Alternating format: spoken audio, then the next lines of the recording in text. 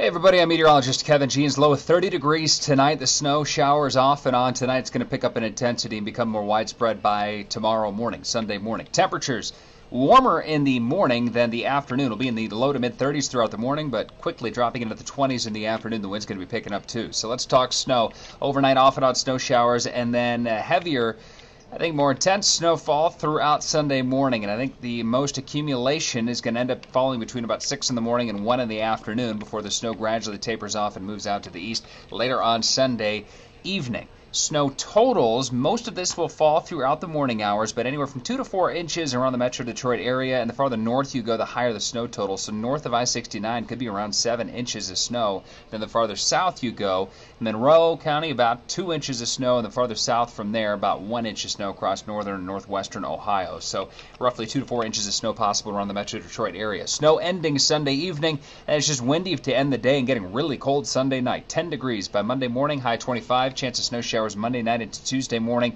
and we have 3 more snow chances Wednesday, Thursday, and Friday. Afternoon highs next week will be in the mid to upper 20s.